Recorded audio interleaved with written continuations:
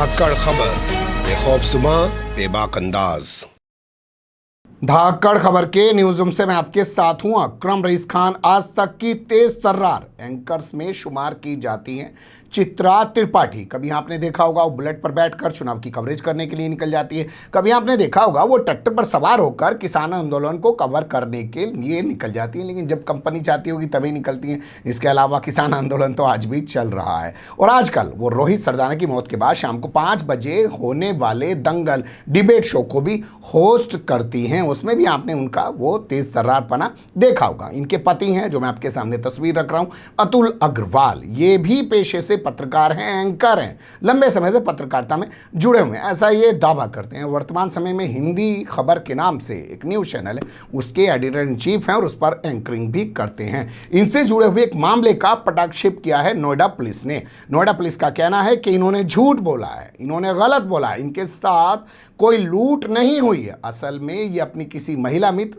English में बात करें तो गर्लफ्रेंड के साथ थे। क्या है इन आरोपों में सच्चाई, और क्या वाकई में वो किसी गर्लफ्रेंड के साथ थे, और क्या वाकई में उनके साथ लूट हुई थी, और क्या वाकई में पुलिस जो खुलासा कर रही है वो सही है, और इस खुलासे के बाद अतुल अग्रवाल कहाँ गायब हैं, और रोज़ाना अपने टीवी डिबेट शो में चीखने वाली अंजना ओम कश्यप या चित्रा त्रिपाठी या आज तक की पूरी टीम अपनी एक महिला पत्रकार साथी के पति के साथ हुई लूट पर क्यों खामोश बनी हुई है, वो क्यों नहीं चीख रही है? क्या इसलिए क्योंकि लूट की वारदात उत्तर प्रदेश में हुई है? कहीं और होती तो शायद उसको बड़ा इशू बना सकती थी। 2 हिस्सों में पूरी खबर आपके सामने रखने जा रहा हूं। कुछ हमारे पास वीडियोज हैं पुलिस वालों के, और उन्होंने बाकायदा जो प्रेस रिलीज जारी किया वो भी हमारे पास है, और कुछ पुराने विवाद जो चित्रा त्रिपाठी और उनके पति के बीच हैं उस पर भी रोशनी डालने की कोशिश करेंगे। चलते हैं खबर की तरफ। मुझे लगता है सबसे पहले आपको अखबारों का हाल देख लेना चाहिए, उससे थोड़ा आपको अंदाजा हो जाएगा। मैंने कुछ कटिंग्स निकाली हैं, जैसे आप अमर उजाला देख सकते हैं। इस पे लिखा हुआ है, फर्जी निकली टीवी न्यूज़ एंकर से लूट की खबर। फर्जी निकली टीवी न्यूज़ एंकर से लूट की खबर, घटना की रात थे महिला मित्र के साथ। ये हमने लिख रहे हैं, अमर उजाला भी इस तरीके की बात कर रहा है। अब आप देखिए हिंदुस्तान अखबार, ये भी इसी तरीके की हेडिंग दे रहा है, फर्जी निकली पत्रकार के साथ लूट की वारदात, पुलिस ने कहा निजी कारणों से बनाई झूठी कहानी। भाई निजी कारणों से मतलब महिला मित्र के साथ थे, शायद निजी कारण ये भी हो सकता है या कोई और भी हो सकता है, लेकिन इसने इशारों में लिखने की कोशिश की और अमर उजाला ने स्पष्ट तौर पर लिखा। नवभारत टाइम्स एनबीटी, उसने लिखा है पत्रकार के साथ लूट की कहानी का पर्दाफाश, पुलिस ने बताया पूरी तरह फर्जी। ये नवभारत टाइम्स लिखता है। देश के सबसे बड़े अखबार यानी कि दैनिक जागरण का हाल, 6.25 करोड़ रीडर हैं जी हमारे। अरे हम तो कहें तुम देश के ना जी दुनिया के सबसे बड़ा अखबार हो। आपने देखा मोदी जी कल से क्या कह रहे कि पिछले 4 दिनों में ना जी 3 करोड़ से ज़्यादा वैक्सीन लगा दी हमने। इतनी आबादी तो सऊदी अरब की ना, कनाडा की भी ना, मलेशिया की भी ना। तो भैया है तो केला अखबार 6.25 करोड़ रीडर ले रहा, तो हम तो कह रहे दुनिया का सबसे बड़ा अखबार है। खैर इस कहानी को छोड़ देते हैं। तो दैनिक जागरण क्या लिखता है वो आपके सामने देख लीजिए। चर्चित पत्रकार से लूटपाट मामले में नोएडा पुलिस ने किया बड़ा खुलासा। ये गोलमोल कर गया, क्या खुलासा हुआ क्या नहीं हुआ, लेकिन आज तक का हाल भी तो आपके सामने आना चाहिए। तो आज तक ने खुलासा नहीं लिखा, लेकिन जिस वक्त वारदात हुई थी उस दिन 21 जून को उसने अपनी वेबसाइट पे इस खबर को छापा था। नोएडा में बदमाश बेखौफ, एक्सटेंशन में पत्रकार के साथ जो है गन पॉइंट पर लूट, इसने लिखा है। हिंदी खबर हमने सर्च करने की कोशिश की, जहाँ पे अतुल अग्रवाल खुद बैठे हैं, वहाँ पे हमें कोई खबर नहीं मिल पाई। लेकिन ये मामला सामने कैसे आया था वो थोड़ा सा जान लीजिए। तो आपको लेके चलते हैं हम 20 जून को। 20 जून को अतुल अग्रवाल अपने फेसबुक पोस्ट पर एक पोस्ट लिखते हैं, आपके सामने मैं स्क्रीन पर रख रहा हूँ। लंबा चौड़ा पोस्ट उन्होंने लिखा है। उन्होंने लिखा कि जान बच गई शायद इसलिए क्योंकि मैं पत्रकार था। वो लिखते हैं, रात 19 तारीख की रात में जा रहा था, राइस पुलिस चौकी के पास जब मैं पहुंचा, मेरी सफारी कार में मैं सवार था, 2 बाइकों में सवार 5 बदमाश आ गए। उसमें से एक लंबा चौड़ा सा बदमाश था, वो सब मेरी कार के अंदर घुस गए, मुझे गन पॉइंट पे ले लिया और मुझे लूटने लगे। कहने लगे सोना चांदी निकाल। तो उन्होंने बताया कि सोना पहनने से मुझे एलर्जी है, मैं सोना नहीं पहनता हूँ, मेरे छोटे छोटे बच्चे हैं, मुझे छोड़ दो, मैं तो टीवी एंकर हूँ। तो उन्होंने कहा अरे ये तो बढ़िया है, ये तो जो है पत्रकार है, ये तमाम तरीके की बातें उन्होंने कही। और बाद में जाते हुए सिर्फ इनके पास जो 4-5 हज़ार रुपये थे वो लेके चले गए और इनके क्रेडिट कार्ड और इनके जो भी मोबाइल वगैरह थे, इन्होंने कह दिया भैया मेरा मोबाइल ले जाओगे, ये पीआईबी का पत्रकार हूँ मैं, और मेरा मोबाइल ले जाओगे तो फंस जाओगे, मेरे मोबाइल को सर्विलांस के ज़रिए पकड़ लिया जाएगा। तो वो इनका मोबाइल भी वापस छोड़ के चले गए। ये इन्होंने पूरी कहानी इस तरीके की फेसबुक पे लिखी और इन्होंने कहा कि मैं इस पूरे मामले बच गया हूँ। बस इनका इतना लिखना था कि नोएडा, ग्रेटर नोएडा पुलिस में हड़कंप मच गया। भाई एक टीवी का, न्यूज़ चैनल का एडिटर इन चीफ कहे मेरे साथ लूट होगी, वो भी ग्रेटर नोएडा में, और वहाँ पे जहाँ पे 1.25 साल पहले आदित्यनाथ योगी ने कमिश्नरी सिस्टम लागू किया हो। तो इसके बाद पुलिस हरकत में आ गई। बिसरख थाना पड़ता है, बिसरख थाने की पुलिस मौके पर पहुँच गई, फ़ोन किया, अरे साहब यहाँ पे आ जाइए, बताइए घटनास्थल का क्या हाल है, कहाँ पर आपके साथ वारदात हुई। लेकिन इन्होंने आने से इनकार कर दिया। बस पुलिस को यहीं से शक हुआ और इसके बाद जो पुलिस ने खुलासा किया वो अब अगले हिस्से में बताते हैं आपको। तो पुलिस ने कैसे इस वारदात का खुलासा किया वो अब आपको बताते हैं। तो पुलिस ने, जैसा मैंने बताया कि इन्हें कहा घटनास्थल पे आ जाओ, लेकिन इन्होंने फ़ोन पे ही घटनास्थल बता दिया। खैर किसी प्रकार पुलिस ने इनको अगले दिन थाने बुला लिया, यानी कि ये 21 जून को थाने पहुंच गए। थाने जाने के बाद इन्होंने एफआईआर दर्ज कराने के लिए कोई तहरीर नहीं दी। पुलिस जो है मामले को गंभीरता से ले रही थी, तो उसने राइस चौकी का जो दरोगा यानी कि प्रभारी है करतार सिंह, उसकी तहरीर ली और एक एफआईआर खुद ही दर्ज कर दी। कितनी क्रांतिकारी पुलिस है भाई साहब। इसीलिए मैं आपको कहता हूं, गरीब आदमी रिक्शा वाला मर जाए ना, 4 लाइन की खबर छपती है। लूट, डकैती, वारदात, मर्डर किसका हुआ है, प्रोफाइल बहुत बड़ी चीज़ है। तो पुलिस खुद एफआईआर दर्ज करी है, दरोगा की तरफ से एफआईआर दर्ज कर ली। जांच के लिए एसओजी स्पेशल ऑपरेशन ग्रुप की 5 टीमें बना दी और उसके बाद जो खुलासा हुआ वो कुछ इस प्रकार है जो अखबारों में छपा है। लेकिन अखबारों के अलावा मैं आपके सामने अधिकारी की बोलते हुए ज़बानी कुछ चीज़ें रखना चाहता हूं, फिर आगे प्रेस रिलीज के जरिए कुछ कहानी बताने की कोशिश करूंगा। सुन लीजिए। कि आप सब जानते हैं कि 20 तारीख को रात को मिस्टर अतुल अग्रवाल जी, जो कि एक बड़े पत्रकार हैं हिंदी खबर के साथ, उनके द्वारा एक पोस्ट शेयर किया गया था। उनके साथ 19-20 की रात को लगभग 1 बजे न्यू हिंडन पुल के थोड़े से पास के क्षेत्र में उनके साथ 5,000 रुपये की लूट हुई है, जिसमें 4 से 5 लोगों ने उनके हथियार बंद थे जिन्होंने उनको कहा कि उनसे 5,000 रुपये लूट लिए। इनके द्वारा इनसे जब संपर्क किया तो तत्काल उस दिन मौके पे जब ये पोस्ट शेयर हुआ, मौके पे सभी वरिष्ठ अधिकारी पहुंचे, उन्होंने जानकारी करी, इनसे रिक्वेस्ट की गई कि वो आएँ, बट शायद वो बिजी, तो उनके द्वारा घटनास्थल को फ़ोन पे ही बताया गया कि मैं अभी नहीं आ सकता, मैं फ़ोन पे आपको विवरण बता देता हूँ। मुझे सुबह थाने पे आके इनके द्वारा डिटेल में सारा बताया गया कि घटना कैसे हुई थी, ये कहाँ से चले थे और कहाँ जा रहे थे। उसकी सभी चीज़ों को हमने नोट किया, अपनी टीम को गठित किया, एसओजी टीम को लगाया गया इसके अंदर और सारी एसओजी टीम के द्वारा सब चेक किया गया कि कहाँ से पूरा रूट को ट्रेस किया गया। उसमें कुछ चीज़ें सामने आई जो इनके द्वारा बताई गई थी वो मैच नहीं कर रही थी, जिसमें पूरा प्रेस नोट में विवरण में लिख दिया है। जैसे इनके द्वारा बताया गया था घटना 1 बजे के आसपास हुई थी।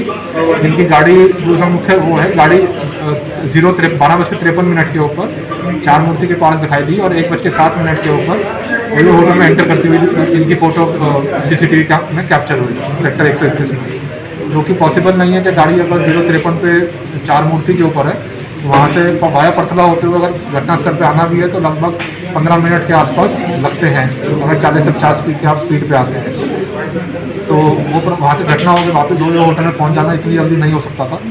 तो या इनके द्वारा या तो जो फैक्ट्स बताए गए थे वो गलत थे, या ये सूचना इनके द्वारा जो दी गई है वो गलत थी। तो इनसे द्वारा से पूछताछ की जाएगी और पूछा जाएगा कि कोई तथ्य इनके द्वारा कोई रह गया है तो उसको भी इन्वेस्टिगेशन में इंक्लूड किया जाएगा। अभी हमें प्राइम ऐसा यही लग रहा है कि ये घटना नहीं हुई है और ये सूचना सही नहीं है। तो इसके पीछे कारण क्या, मतलब पुलिस जांच में क्या कारण सामने आया?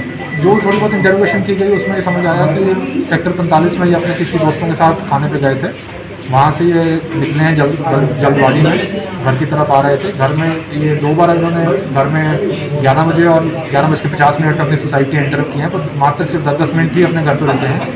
तो पारिवारिक कारण कुछ लग रहे हैं जिसके कारण से ये चीज़ सामने इनके द्वारा रखी गई है।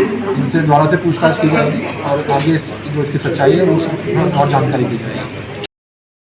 सुन लिया आपने, ये पुलिस अधिकारी इस पूरे मामले को फर्जी बता रहे हैं और सीधा कह रहे हैं ये झूठी कहानी रची गई। बेहतर होता वो क्लियर तरीके से ये भी बता देते कि आखिर भाई इन्होंने झूठी कहानी किस लिए रची, क्या कहानी पूरी निकल के आई, क्या एक सिक्योरिटी लेने की कोशिश कर रहे थे, या इनका पत्नी से विवाद हो गया, उसके बाद घर से निकले तो पत्नी के और बच्चों के दिल में अपने प्रति सिंपैथी जगाने के लिए उन्होंने ऐसे किया कि देखो उस टाइम पे वो लड़ झगड़ के घर से चला गया और देखो वो लूट हो गई उसके साथ और उसकी जान बच गई। तो ये इस सब के चलते इन्होंने किया। लेकिन पुलिस ने जो जो चीज़ें कही हैं वो मैं आपके सामने अब रख रहा हूँ। ये पुलिस द्वारा जारी की गई प्रेस रिलीज है जो हमने अपने पत्रकार साथियों से वहाँ से कलेक्ट की है। तो पुलिस की इस प्रेस रिलीज के मुताबिक 10:40 का समय है। अतुल अग्रवाल सेक्टर 45 से निकलते हैं। यहाँ पे वो अपनी एक महिला मित्र के साथ थे, वहाँ पे खाना वाना खाया। उसी दौरान पत्नी का फ़ोन बजा और पत्नी ने कहा फ़ौरन घर पे आ जाओ, तो वहाँ से वो निकल जाते हैं और 10:53 पर वो CCTV कैमरे में कैद होते हैं। राइस चौक पर 10:53 में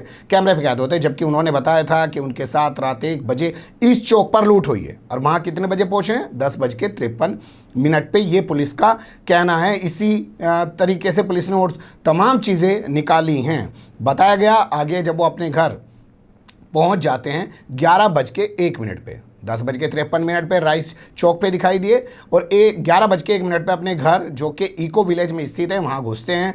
10-11 मिनट बाद फिर वापस आ जाते हैं। 11:12 पर वो अपने घर से फिर बाहर निकल जाते हैं। कुछ देर बाद यानी कि 11:58 पर फिर से वो अपने घर इको विलेज आते हैं, लेकिन फिर यहाँ पे 10 मिनट भी वो नहीं रुकते हैं और 12:15 पे 17 मिनट बाद यानी कि यहाँ से अपने घर से बाहर निकल जाते हैं। यानी कि अंदर कुछ चल रहा था, इनको रुकने नहीं दिया जा रहा था या ये वहाँ रुक नहीं पा रहे थे, जो भी परिस्थितियाँ रही हो। इसके बाद पुलिस कहती है कि उनको दोबारा से उनकी कार को देखा गया राइस चौक पर 12:40 पे। यही वो टाइम है जब उसके आसपास वो बता रहे हैं कि उनके साथ लूट हुई है। तो 12:40 पे वो राइस चौक पे दिखाई दिए। उसके करीब 13 मिनट बाद वो 12:53 पे 4 मूर्ति चौराहे पर नज़र आ रहे हैं। तमाम CCTV हैं, मैं आपके सामने रखूँगा आगे। और फिर वहाँ से वो यूटर्न लेके परथला गोल चक्कर से चले जाते हैं दूसरी तरफ और इसके बाद वो एंटर होते हैं नोएडा सेक्टर के 121 सेक्टर में स्थित ओयो होम्स टाउन में रात करीब 1:60 पर, यानी कि 12:53 पर वो वहाँ दिखाई दे रहे हैं 4 मूर्ति पर। उसके बाद 1:07 पे वो वहाँ दिखाई दे रहे हैं। पुलिस का ये कहना है 14 मिनट 17 मिनट का सफ़र है और उसी दौरान वो वहाँ नज़र आ रहे हैं। तो अगर उनके साथ लूट होती तो उसमें भी कुछ टाइम गुजरता। ये यहाँ पहुँच जा रहे हैं, ये दिखा रहा है कि वो ठीक ठाक है, उनके साथ कुछ नहीं हुआ। अगले दिन 11:46 पे वो ओयो होम टाउन से निकलते हैं, मतलब ओयो होटल से निकलते हैं। पेमेंट अपने बैंक से उन्होंने की है। पुलिस के पास ये तमाम सबूत है। कैसे पुलिस वाले इस पूरे मामले की जानकारी CCTV के जरिए दिखाते हुए दे रहे हैं, उनकी ज़बानी सुन लीजिए।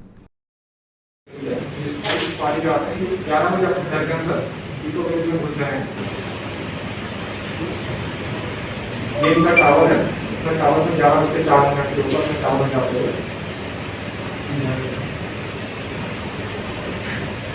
11:13 से अपने टावर से करते हैं। मात्र 10 मिनट ही बैटरी में भी टाइम निकाला है और ये 11:14 के ऊपर की गाड़ी इको विलेज से निकल गई है।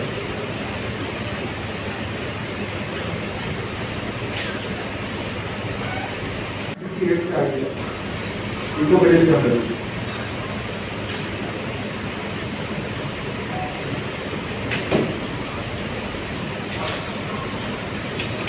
और 12:15 से 0:15 AM पे वापस निकल रहे हैं अपने टावर से। अभी 10 मिनट की मैक्स अपने घर पे रुके हैं और ये भी गाड़ी निकलती है 17 सुन लिया आपने। अब कुल मिलाकर ये है कि ये मामला फर्जी निकला है और कहा जा रहा है ये असल में महिला मित्र के साथ थे। उस बात को लेकर पत्नी से कुछ विवाद हुआ और उसके बाद ये तमाम चीज़ें सामने आई। महिला मित्र से पुलिस ने बात की कि भैया बताओ तुम्हारे यहाँ कब आए थे, कब गए? तो उसने कहा शाम को 7 बजे हमारे यहाँ आए थे, रात को 10:40 वहाँ से निकले और रात को 1:20 के आसपास इन्होंने अपनी उस महिला मित्र को फिर से फ़ोन किया। फ़ोन करके उसको बताया कि सड़क पर घूम रहा हूँ, ओयो की तलाश में हूँ, कहीं कोई कमरा मिल जाएगा तो जाके लेट जाऊंगा, सो जाऊंगा, ये तमाम चीज़ें। दूसरा, पुलिस को शक ये भी हुआ कि जब इनके सीधे संपर्क हैं कमिश्नर से और ये एडिटर इन चीफ हैं, कोई मामूली शख्सियत तो है नहीं, तो इन्होंने 23-24 घंटे तक इस मामले को क्यों छुपाए रखा, 23-24 घंटे बाद इस मामले को क्यों संज्ञान में पुलिस के नहीं लाया। अब चलते हैं खबर के तीसरे हिस्से की तरफ। अब यहाँ बात कर लेते हैं 2016 के एक विवाद की। तो आपके सामने 2016 की मैं कटिंग रख रहा हूँ। उस वक्त ये चित्रा त्रिपाठी और इनके पति अतुल अग्रवाल रहा करते थे, जो यानी कि इनकी फैमिली है सेक्टर 11 में रहा करती थी। 417 कोई बिल्डिंग है, उसमें सेकंड फ्लोर पे ये रहा करते थे। 24 मार्च 2016 को एक खबर छपी है जिसमें बताया गया कि अतुल अग्रवाल ने चित्रा त्रिपाठी की पिटाई कर दी, जिसके बाद चित्रा त्रिपाठी जो है सेक्टर 24 के थाने में पहुंच गई और अपने पति के खिलाफ FIR दर्ज कर दी। पुलिस ने आरोपी पति यानी कि अतुल अग्रवाल को गिरफ्तार कर लिया। उसी दौरान छपी हुई खबर के मुताबिक, यानी कि इसी खबर के मुताबिक चित्रा त्रिपाठी ने बताया कि जी मैंने तो 1.5 साल पहले ही अपने पति अतुल अग्रवाल के खिलाफ तलाक का मुकदमा डाल रखा है, मैं तो इनसे निजात लेना चाहती हूँ। लेकिन बाद में आगे चल के कुछ कहानी ऐसी बनी कि दोनों के बीच समझौता हो गया और दोनों वर्तमान समय में साथ रह रहे हैं। लेकिन कुल मिलाकर 2 सवाल यहाँ गंभीर हो जाते हैं कि आखिर लूट की ये फर्जी कहानी रचने के पीछे की असल वजह क्या है? क्या अतुल अग्रवाल को सामने आके नहीं बताना चाहिए? क्या चित्रा त्रिपाठी को नहीं बताना चाहिए कि उनके पति ने क्यों इस तरीके की फर्जी वारदात को जो है रचा या षड्यंत्र को रचा? और वाकई में अगर उनके साथ ऐसी लूट की वारदात हुई है तो वो क्यों FIR दर्ज कराने सामने नहीं आए? और अगर पुलिस गलत खुलासा कर रही है तो उसका विरोध क्यों नहीं कर रहे हैं? चित्रा त्रिपाठी भी खामोश है, अतुल अग्रवाल भी खामोश है। बहुत कुछ लगता है ढांपने छिपाने की कोशिश की जा रही है, लेकिन हमने तमाम चीज़ें तमाम पहलुओं के साथ समेट के आपके सामने रखने की कोशिश की। अच्छा बुरा आप लोग तय कीजिएगा, लेकिन ये घटना कोई मामूली घटना नहीं है। ये लोग वो हैं जो दूसरों को इंसाफ दिलाने की बातें रात दिन करते रहते हैं। पहले आदमी अपना कैरेक्टर तो सुधार ले। कैरेक्टर की ईमानदारी सिर्फ पैसे की नहीं होनी चाहिए, हर चीज़ की होनी चाहिए। बने रहेगा धाकड़ खबर के साथ। फिलहाल कमेंट्स के रूप में आप लोग अपनी राय दे सकते हैं, खबर को लाइक कर सकते हैं, चैनल को सब्सक्राइब कर सकते हैं और ज़्यादा से ज़्यादा हमारी खबरों को शेयर कर सकते हैं। फिर ऐसे ही किसी सुलगते हुए या वलस्त मुद्दे लेकर मैं आपके सामने हूँगा हाजिर। फिलहाल अभी मुझे दें इजाज़त।